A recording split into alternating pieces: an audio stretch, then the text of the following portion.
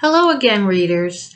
This is Barbara Ann Mojica, aka Little Miss History, welcoming you back to the Children's Book Challenge. We are at week 4.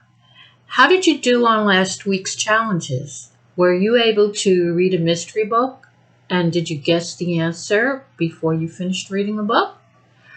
Were you able to get a hold of a book in which a boy was the main character? That's a pretty easy one to do, right?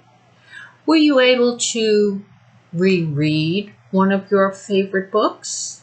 Sometimes when we read a book for the second time, we find things that we didn't notice before. Were you able to find a book that was set in a foreign country, a country that isn't your own? And the last challenge was to read a book in a genre that's different from the ones you normally read. That could have been a fiction book or a nonfiction book. Ready for this week's challenges? Okay, here we go. Challenge number 1 for this week is to ask your teacher or a librarian, if you have access online to a librarian, to recommend a book for you. Challenge number 2, ask your teacher or one of your parents to suggest a book for you based on your favorite kinds of books because they know what you like reading best.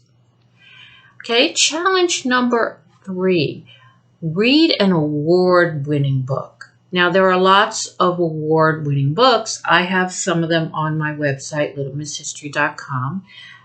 There are award books like The Caldecott and The Newbery, and you can find them, if you're not sure, by researching online award-winning children's books.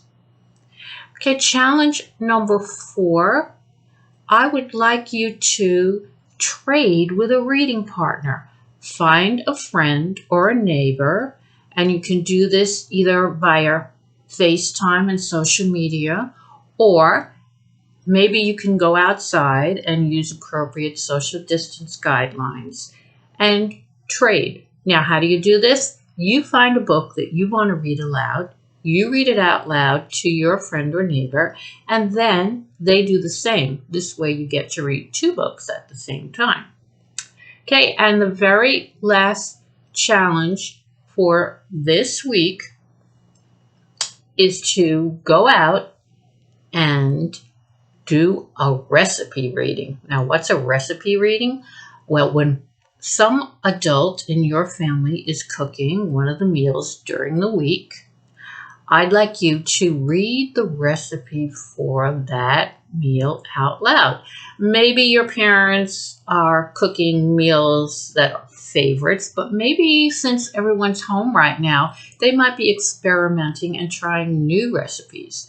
So either way, just read the recipe out loud and help while the adult is cooking. So there are your 5 challenges for this week. We are in week 4, and this is the official Children's Book Week. Children's Book Week officially is May 4th through May 10th. And this year, of course, we're celebrating online instead of in school with in-person activities. So I hope you've been enjoying these reading challenges. We have 5 more that we're going to be working on next week. And after that, I'm going to have some fun activities for you to do in summary of all the different reading challenges we've met.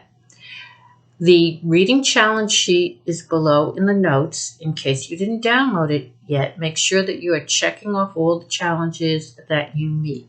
So check out the notes below and make sure you hit the subscribe button so that you'll get notification of all the videos. And I will see you next week. Happy reading!